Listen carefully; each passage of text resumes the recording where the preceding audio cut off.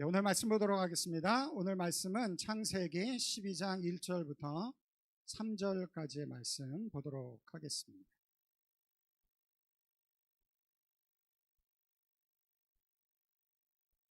창세기 12장 1절부터 3절까지의 말씀, 오늘 설교 제목은 내가 내게 보여줄 땅으로 가라 라는 제목을 가지고 함께 말씀을 나누도록 하겠습니다.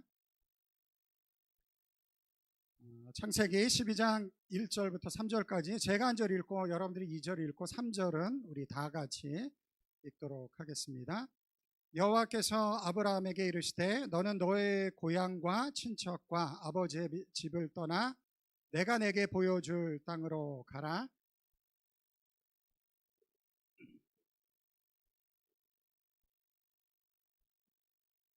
같이 읽겠습니다.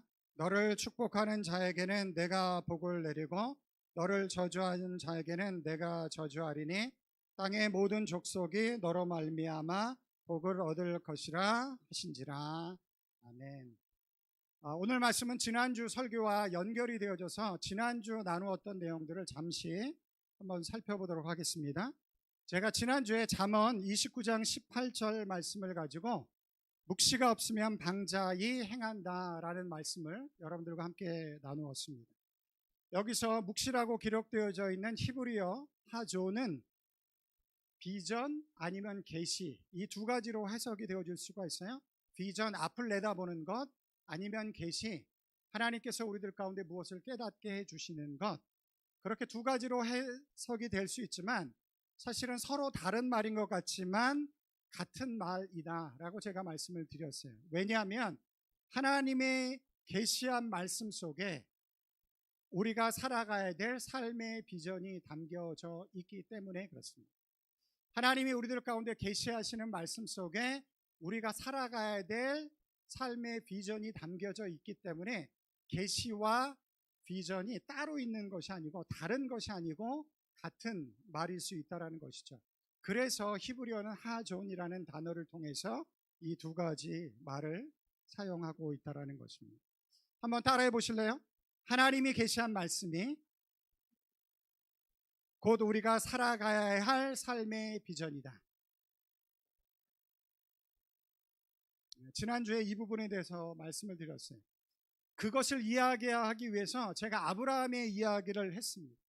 아브라함에게 하나님의 말씀이 처음으로 임했습니다. 하나님의 계시가 임한 것이죠. 하존이 그에게 임한 것이에요. 그런데 바로 그 말씀 속에 하나님의 인생을 향한, 아니죠, 아브라함의 인생을 향한 하나님의 비전이 그 말씀 속에 담겨져 있다는 것이에요. 창세기 12장 1절 2절 말씀을 보시면 아브라함에게 처음으로 하신 말씀이에요. 그런데 이 말씀이 계시로 아브라함에게 임했습니다. 그런데 그 계시로 임한 말씀 속에 아브라함의 인생을 담아내는 하나님의 꿈이, 아브라함의 인생을 향한 하나님의 꿈이 담겨져 있다는 것이죠. 1절 2절 보시면 여호와께서 아브라함에게 이르시되 너는 너의 고향과 친척과 아버지의 집을 떠나 내가 내게 보여줄 땅으로 가라. 내가 너로 큰 민족을 이루고 내게 복을 주어 내 이름을 창대하게 하리니 너는 복이 될지라. 하나님이 말씀하셨죠. 아브라함에게 계시가 임했죠. 그런데 그 말씀 속에 무엇이 담겨져 있어요? 아브라함의 인생을 향한 하나님의 꿈과 비전이 담겨져 있어요. 결국 그것이 아브라함의 인생의 꿈과 비전이 되어지는 것이죠.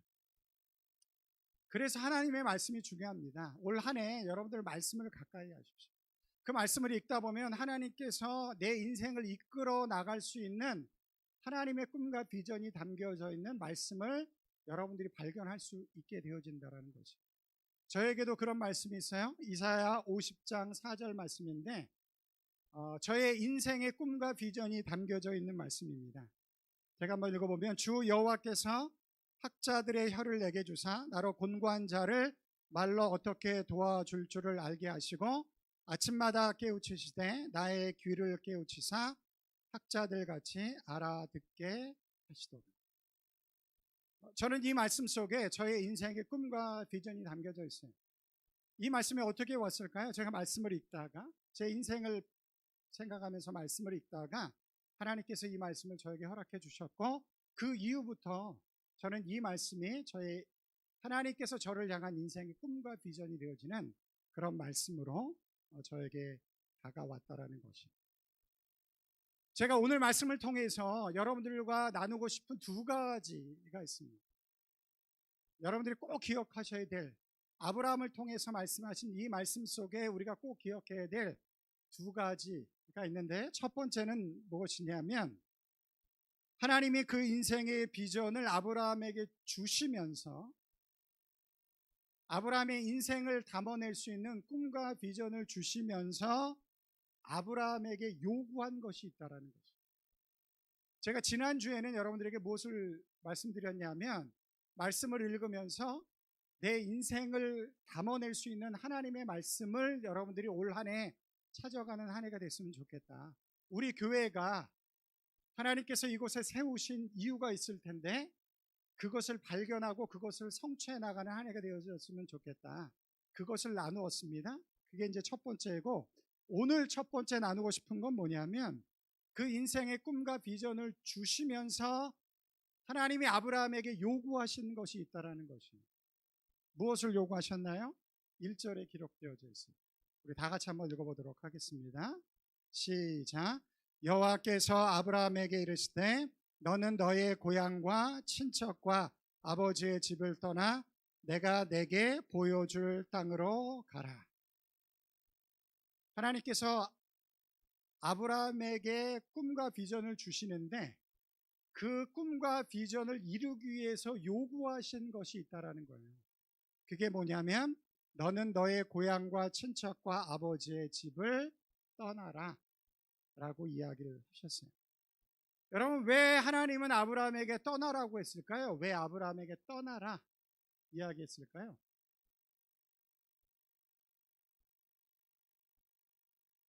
그것은 내 힘으로 다 살아나갈 수 있는 그 안전지대를 떠나서 하나님의 역사를 경험할 수 있는 상황 속에 그의 삶을 인도하기 위해서.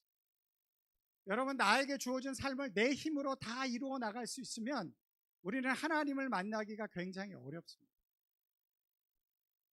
하나님이 필요가 없거든요. 하나님의 도움이 필요가 없거든요. 내 힘으로 다 이루어 나갈 수 있다면.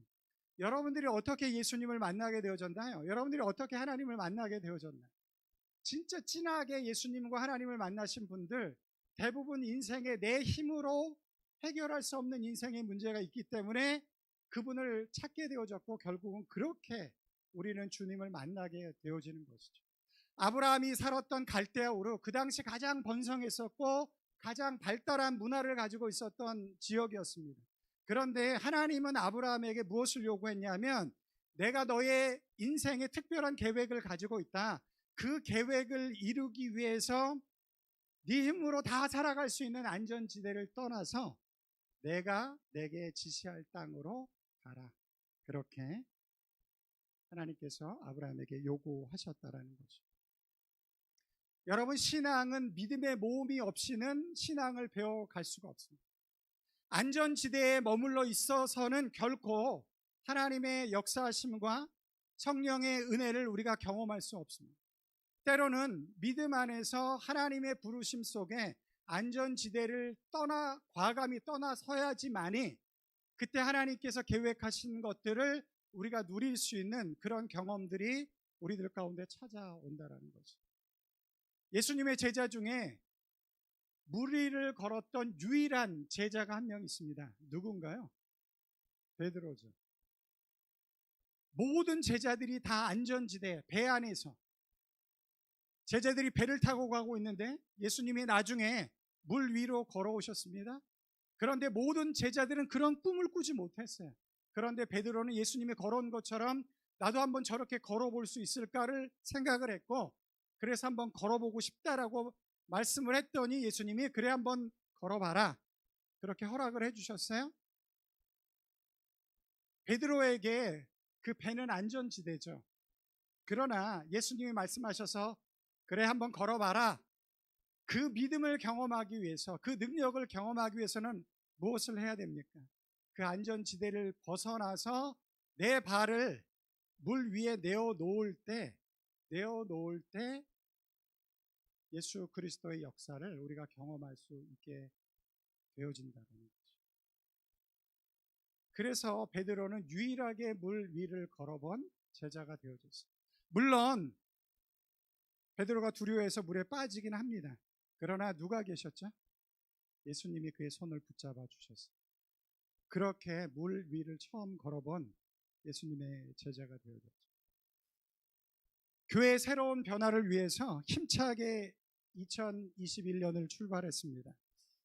신년 특별 새벽 기도회를 가진 후 제가 한 주간 휴가를 갖고 나서 열심을 다해서 이제 이 사역을 진행해야지 그렇게 생각하고 돌아왔습니다. 그런데 뜻하지 않게 사역을 좀 멈춰야 되는 상황이 저에게 찾아왔어요.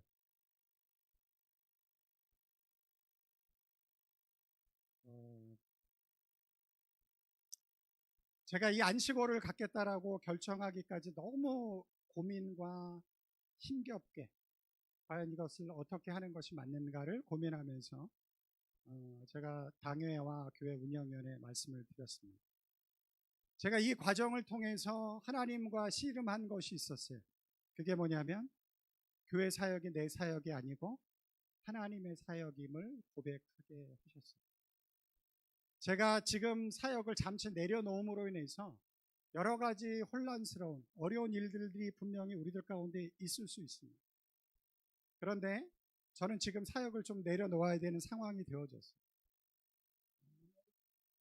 그때 저의 고민과 생각과 이런 모든 것들을 통해서 가장 중요한 핵심은 뭐였냐면 이 사역이 네 사역이냐 하나님의 사역이냐, 그것을 하나님께서 저에게 질문하셨고 다 내려놓고도 하나님께 맡겨야 되는 그런 상황임을 제가 깨닫게 되어졌습니다. 한 주간 설교를 준비하면서 내가 내게 보여줄 땅으로 가라, 이 말씀이 저에게 굉장히 크게 다가왔어요. 내가 내게 보여준 땅으로 가라가 아니고 내가 내게 보여줄 땅으로 가라, 그렇게 이야기를 하셨어요. 여러분, 아브라함에게 이미 땅을 다 보여주시고 어디로 가야 될지, 어느 곳에 가서 살아야 될지 그것을 다 보여주시고 내가 너에게 보여준 땅으로 가라 요구하시는 게 아니고 내가 앞으로 너에게 보여줄 땅을 향해서 가라. 그래서 아브라함은 믿음을 가지고 출발해야 되는 거예요. 앞으로 어디를 가야 될지 정확히 알지 못하지만 주님께서 가라고 하니까 그 안전지대를 벗어나서 하나님께서 나의 삶을 이끌고 가실 것을 믿고 확신하면서 앞에 대한 두려움도 있고 어려움도 있지만 그러나 주님께서 그렇게 부르셨으니 그 말씀을 붙잡고 그 길을 가는 것이죠.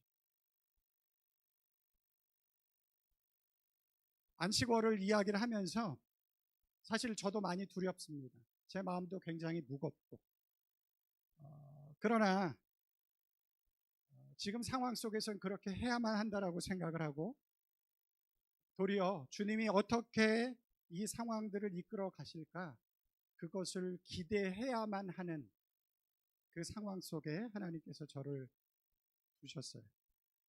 내가 내게 보여줄 땅으로, 내가 내게 보여준 땅이 아니고 내가 내게 보여줄 땅으로 가라. 안전지대를 떠나 아직 확정되어지지 않은 세계로 발을 내딛는 것은 사실 대단히 두려운 일입니다. 그런 두려움이 저에게도 있어요.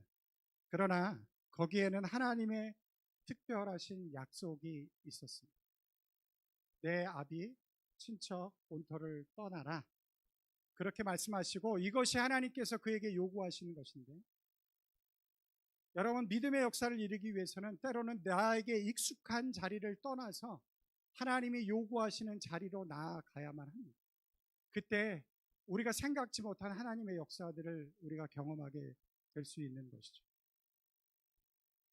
2절에 아브라함에게 그렇게 약속을 해주셨어요. 하나님이 아주 특별한 약속을 주셨습니다. 우리 다 같이 한번 읽어보겠습니다. 시작. 내가 너로 큰 민족을 이루고 내게 복을 주어 내 이름을 창대하게 하리니 너는 복이 될지라. 내 사랑하는 자녀에게 영어를 가르쳐 주기 위해서 뉴질랜드의 어떤 가족이 오게 되었다라고 한번 가정을 해보겠습니다. 뉴질랜드를 향해서 한국을 떠나갈 때 어떤 마음이 들까요? 기대되어지는 마음도 있지만 사실 두려운 마음도 있을 것입니다. 왜냐하면 나에게 익숙한 한국을 떠나서 한 번도 살아보지 못한, 한 번도 경험해보지 못한 뉴질랜드라는 땅으로 가야 하기 때문에 그런 것이죠. 그러나 그런 두려움과 기대가 섞여 있는 그 시간에 도전을 했기 때문에 결국은 이곳에 오게 되어지게 됐고, 그 결과로 인해서 아이들이 영어를 잘하게 되어지는 것이죠. 믿음도 마찬가지입니다. 믿음도 때로는 우리의 안전지대를 벗어나서 하나님께서 우리의 생각하지 못한 것들을 요구하실 때, 때로는 그 보여줄 땅을 향해서 우리가 나아갈 때 하나님께서 우리의 삶을 통해서 놀라운 일들을 이루어 가실 줄 저는 믿습니다. 아브라함에게 약속한 것이 이루어지기 위해서 아브라함은 안전지대를 떠나 하나님만 바라보며 하나님이 지시할 땅으로 가야만 하는 믿음의 도전이 그에게 필요했다라는 것이죠. 이런 역사가 여러분들 가운데 있길 주님의 이름으로 축원합니다. 그런 도전이 한번 있었으면 좋겠어요. 우리 모두에게. 그래야지만이 우리 믿음이 한 단계 올라갑니다. 안전지대에만 머물러 있어서는 우리의 믿음이 결코 자랄 수가 없어요. 그 안전지대를 벗어나서 한번 하나님께서 내 삶을 이끌어 가시는 것에 나의 모든 것을 맡기는 그 삶의 믿음의 도전이 있을 때 하나님께서 우리를 통해서 놀라운 일들을 이루어 나가실 줄 믿습니다. 올 한 해 믿음의 도전을 한번 기억해 보시는 여러분들이 되시기 바랍니다. 두 번째로 기억해야 될 것은, 하나님이 아브라함에게 복을 주시길 원하세요? 복을 주시는 정도가 아니고 복 자체가 되라고 말씀을 하십니다. 너는 복이 될지어다. 그러니까 복을 받는 정도가 아니고 그냥 복 자체가 되어지다 라고 그렇게 하나님께서 아브라함을 축복을 하십니다.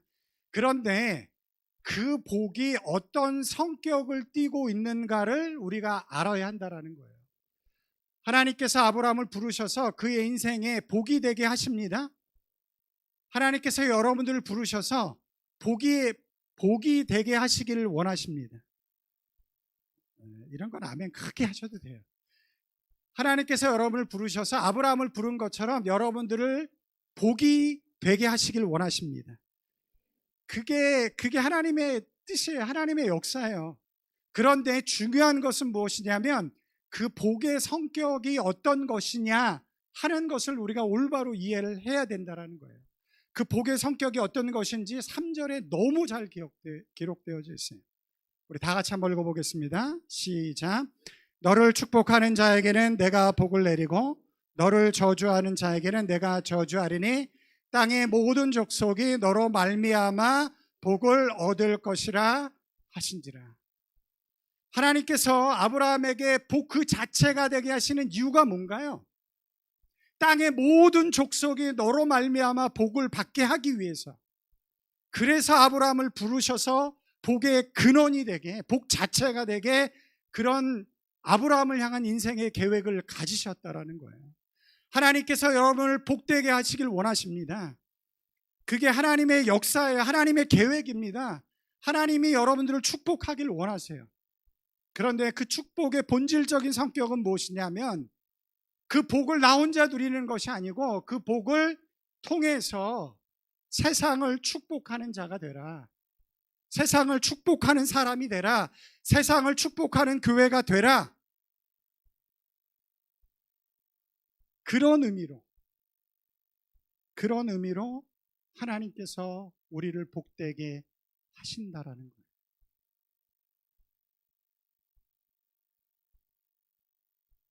그래서 그리스도인들은, 교회는 반드시 자기 이익만을 위한 복을 추구하는 것이 아니고 항상 다른 사람을 축복하는 복을 구하는 공동체와 그리스도인들이 되어야 하는 것입니다. 그래서 교회는 선교적인 공동체가 되어야만 합니다. 여기서 선교적 공동체라는 것은 단지 바깥에 나가서 예수 그리스도의 복음을 전한다, 아니면 다른 나라에 가서 복음을 전한다, 이런 차원에서의 선교적 의미만이 아니고, 하나님께서 우리들 가운데 허락하여 주신 복을 이 세상 가운데 있는 사람들에게 흘려보낼 수 있는 의미에서 선교적인 공동체가 되어야 한다. 저는 그것이 교회를 세우신 하나님의 목적이고, 그리스도인들을 부르셔서 하나님의 복을 우리들 가운데 허락해 주신 목적이라고 저는 믿습니다. 우리 교회가 변화하라 라는 목표를 가지고 올 한 해를 출발하고 있는데, 그 변화하라, 가장 중요한 방향과 목적이 여기에 있어요. 선교적인 교회가 되는 것입니다. 하나님께서 세우신 교회, 하나님께서 우리를 그리스도인으로 부르신 목적, 하나님이 우리를 복 주길 원하시는데, 하나님의 교회로 복되게 하시길 원하시는데, 그 복이 나만을 위한 게 아니고, 나의 유익만을 위한 것이 아니고, 그것을 통해서 세상을 축복하는, 세상을 복되게 하는 교회로, 그리스도인으로 우리가 이 땅에 세워져야 하는 것, 그렇게 우리 교회가 변화되어져야 한다. 저를 비롯해서 우리 모든 성도들이 그렇게 변화되어져야 한다. 그렇게 선교적인 공동체가 되어야 한다. 우리가 변화해야 될 방향과 목적이다 라고 저는 그렇게 믿습니다. 예수님이 돌아가시고 나서 서기 40년경 기독교인들이 몇 명 정도였는지 혹시 아시나요? 1000명 정도 있었다라고 합니다. 그리고 100년 만에 1만 명이 되어졌고, 200년경에는 20만 명이 되어졌고, 그리고 300년경에는 600만 명 정도가 되어졌다라고 합니다. 그렇게 기하급수적으로 교회가 성장을 하기 시작을 했어요. 그래서 어떤 학자가 어떻게 이렇게 초대교회 때, 왜 그러냐면 그 당시 교회를 향한 대단히 큰 핍박이 있었거든요. 예수님을 믿는 것 때문에 목숨을 내놓아야 되는 그런 핍박과 어려움들이 있음에도 불구하고 어떻게 이렇게 교회가 성장할 수 있는가, 그것을 연구한 학자가 있는데, 그분이 이런 제목의 책을 썼어요. 처음으로 기독교인이라 불렸던 사람들. 도대체 이 사람들은 어떤 믿음과 삶을 살았기에 그렇게 어려운 시대에 저들을 통해서 예수 그리스도를 믿는 사람들이 그렇게 많이 세워질 수 있었는가? 여러 가지 이유를 댔지만 그 대표적인 이유 하나 제가 여러분들에게 소개해 주려고 합니다. 이렇게 기록을 하고 있어요. 첫 번째는 기독교가 당시의 다른 종교와는 다르게 매우 윤리적인 종교였다는 점이다. 사실 종교 윤리의 관점이 현대 사회에 있어서는 너무나도 당연한 개념 같지만 로마 시대에는 그렇지 않았다. 로마 시대는 신들이 가득한 세계였지만 신과 종교란 그저 자신의 문제를 해결해 주는 대상이었다. 사람들은 어떤 문제에 봉착하면 그 상황에 맞는 관련된 신을 찾아가 가호를 빌 뿐이었다. 그러나 기독교는 달랐다. 기독교는 기존의 종교와 달리 종교적 책무, 그리고 이를 사회적으로 실천할 것을 강조하는 종교였다. 이런 기독교의 탄생은 새로운 윤리적 종교의 탄생이었다. 당연히 당시의 사람들에게 매우 파격적인 종교의 개념으로 다가왔다. 실제로 우리에게는 잘 알려진 바울 서신을 포함해 당시 수많은 문헌에는 올곧은 행동을 공동체 차원에서 실천하고 헌신하도록 신자들을 격려하는 모습이 흔하게 발견되는데, 이런 특징은 윤리적 관점에서 피해를 입고 있었을 비인간적인 처우를 받았던 수많은 약자와 도덕과 윤리의 개념을 이해하고 설파한 많은 지식인의 마음을 움직였다. 여러분, 기독교가 윤리만 담아내는 종교가 아니지만, 그러나 기독교 신앙의 어떤 모습도 결국에는 하나님 나라의 윤리로 삶이 드러나지 않으면 그것은 온전한 신앙이라고 할 수가 없습니다. 초대교회는 예수 그리스도를 향한 신앙을 경험하고 나서 그 경험이 어떤 경험이든지 간에, 그러나 그들의 삶의 모습은 하나님 나라의 윤리의 모습으로 드러나게 되어졌고, 그것이 세상 사람들에게 대단히 큰 도전이 되어져서 그렇게 기독교인들이 성장하게 되어졌다는 것입니다. 우리가 변화되어져야 될 모습이죠. 한국의 코로나 사태로 인해서 굉장히 어려운데, 일부 교회의 대면 모임과 예배로 인하여 다시 코로나가 확산되어지면서 사회적 비판을 대단히 많이 받고 있습니다. 물론 교회적으로 부당한 부분들이 있는 것 사실입니다. 그러함에도 불구하고 사회적으로 어려움을 만드는 것 또한 사실입니다. 교회가. 이에 한국 기독교 교회 협의회와 YMCA, YWCA가 연합으로 사과문을 며칠 전에 발표했습니다. 한국 기독교 교회 협의회 총무 이홍정 목사는 이런 사과문을 발표했습니다. 세상과 분리되어 세상으로부터 고립을 자초하는 교회와 신학으로는 세상의 고통을 섬기는 교회가 될 수 없습니다.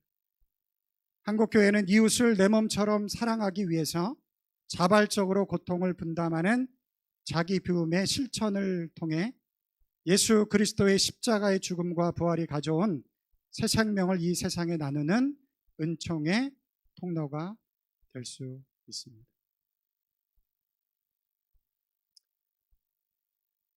우리 안에 변화가 필요합니다. 먼저 제 안에 변화가 필요합니다. 제가 나눴던 말씀처럼 살아오지 못했던 것에 대해서 제 삶의 변화가 필요합니다. 뿐만 아니라 우리 믿음의 공동체 안에 변화가 필요합니다. 그 변화는 무엇이냐면, 하나님께서 우리에게 주신 복을 우리만 누리는 게 아니고 그것을 가지고 이웃을 축복하고 세상을 축복하는 공동체로 우리가 변화되어져야만 합니다. 그것이 예수 그리스도께서 우리를 부르신 목적이고 우리 공동체를 이 땅 가운데 세우신 목적입니다. 그 변화를 꿈꿔볼 수 있는 그런 한 해가 되었으면 너무 좋겠습니다. 저부터 그렇게 변하도록 노력하겠습니다. 그것이 복음이라고 한다면, 그것이 예수 그리스도께서 이 땅에 오신 목적이라고 한다면 우리가 그 목적을 붙잡고, 그것이 어려운 일이지만 그 길을 가는 것이 마땅하다라고 저는 믿습니다. 그렇게 해오지 못한 것들을 우리가 회개하고 앞으로 그런 삶을 살아갈 수 있는 우리 믿음의 공동체가 되어지길 주님의 이름으로 축원합니다.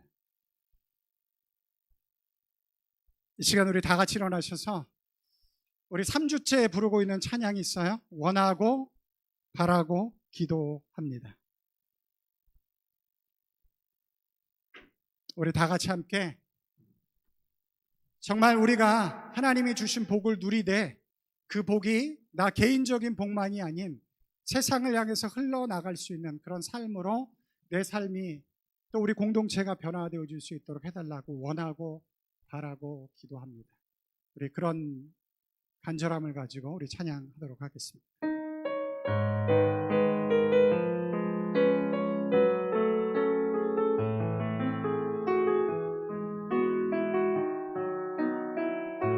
이 세상을 살아가는 동안에, 이 세상을 살아가는 동안에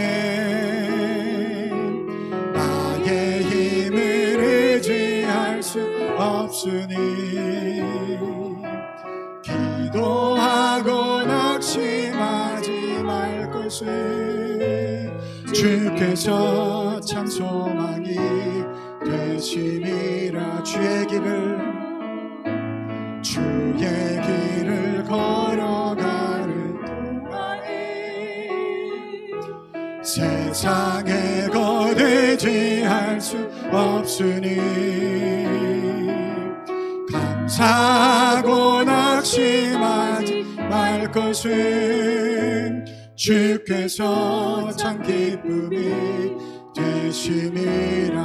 하나님의 꿈이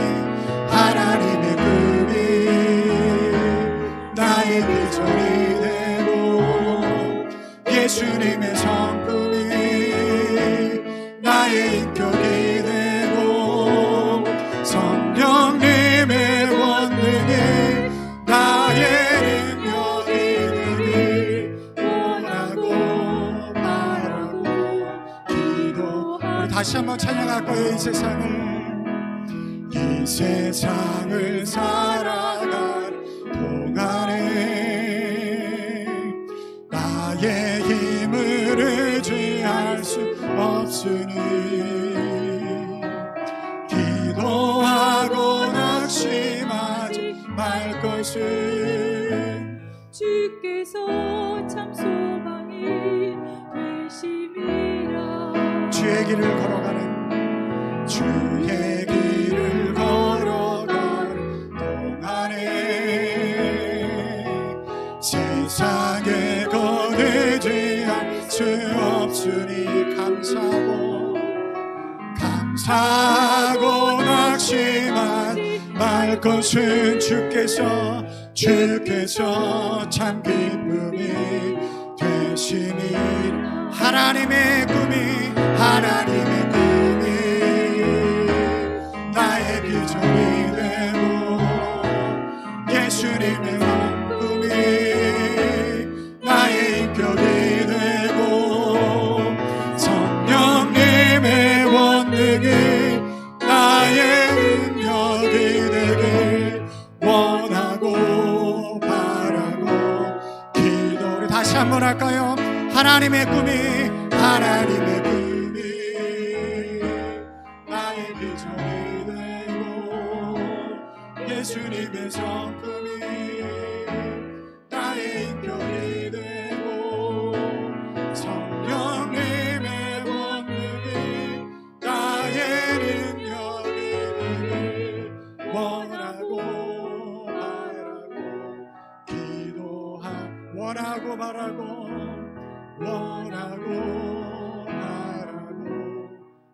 기도합니다. 여러분, 우리가 그리스도인이 되었습니다. 그리스도인이 된 이유는 뭔가요? 하나님의 꿈이 우리의 꿈이 되어지는 것입니다. 하나님의 꿈은 뭔가요? 그럼 바로 아브라함을 부르신 목적입니다. 내가 너를 복되게 하겠다. 내가 너를 복이 되게 하겠다. 그 복을 가지고 세상을 축복해라. 그것이 하나님의 꿈이고 비전입니다. 우리의 신앙이 거기에 일치하고 있나요? 우리의 신앙의 목적이 그것을 향하고 있나요? 우리가 그렇게 살아가지 못했다면 우리 주님 앞에 고백합시다. 주님, 나의 유익과 나의 만족만을 위해서 신앙생활을 해왔던 것 주님 불쌍히 여겨주시고 이제는 주님의 꿈이 나의 비전이 되어져서 내가 하나님이 기뻐하시는 삶을 살겠습니다. 하나님이 기뻐하는 공동체가 되겠습니다. 우리 한번 그렇게 간절한 마음을 담아서 우리 한번 기도하는 시간을 갖도록 합시다. 다 같이 기도하겠습니다. 사랑하시는 아버지 하나님 감사합니다. 저희를 부르셔서 하나님의 말씀을 듣게 하시고 아버지 하나님 아브라함을 통해서 아버지 하나님 우리를 부르시는 목적과 하나님께서 꿈꾸시는 비전과 꿈이 무엇인지를 아버지 하나님 오늘 말씀을 통해서 깨닫게 하시고 인도해 주시니 감사합니다.